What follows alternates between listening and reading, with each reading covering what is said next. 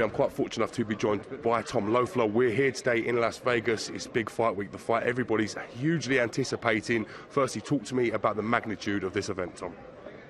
It's a great event. What can I say? You got two forces like Triple G coming in against Canelo Alvarez. Both have tremendous fan bases. Both coming off tremendous winning streaks. You know, Gennady had 23 knockouts in a row.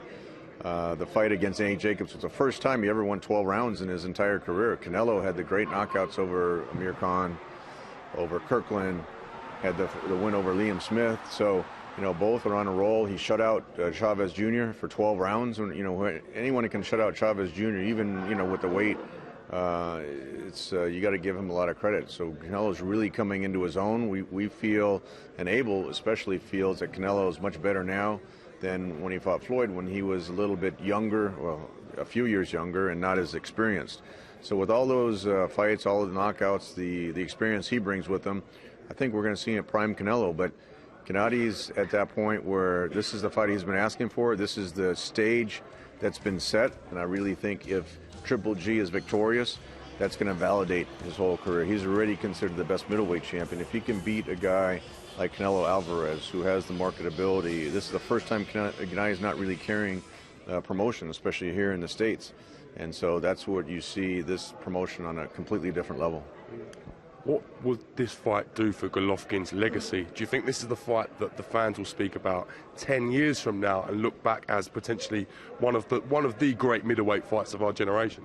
I think it has to be. With these two styles, Triple G doesn't go backwards, Canelo comes forwards. You know, it's just one of those things. I think it's as much of a can't-miss fight as there is. And, you know, again, with their fan bases, I really think this has the makings of, you know, if this fight lives up to expectations that we all think it will, this could easily be one of those 2 or 3 fight trilogies, because not only are they tremendous fighters in the ring, they got the marketability outside the ring and the financial package that these type of fights generate.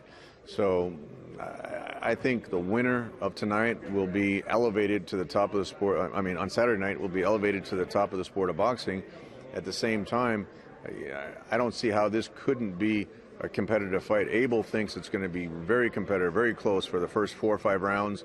Then Gennady's strength, his power is going to start wearing Canelo down. But in those first few rounds, just like we saw with some of the classics in the middleweight division with Hagler and Hearns, we're going to see a lot of fireworks in those first few rounds. How hard was it to get these two mega giant names, if you like, together to put this party and this fight together? How was it to get it over the line, Tom? It wasn't hard on our part. We wanted to do it last year. You know, Canelo seemed to be reluctant when the WBC ordered the mandatory. Oscar wanted to build it until you know, September 2017. So we have to give Oscar and Golden Boy credit that they stuck to their word. So it's happening now, September 16th. Golovkin's had a lot of fights. He's had a lot of camps. Do you think the break's done him good? Do you think he's been rejuvenated, shall we say? Because he got some criticism for this performance against Jacobs. Maybe he's not his best work, but some people put that down to the amount of time he's done within camps. Are we going to see a rejuvenated Golovkin come the 16th? I think you're going to see the best Triple G we've seen in the ring.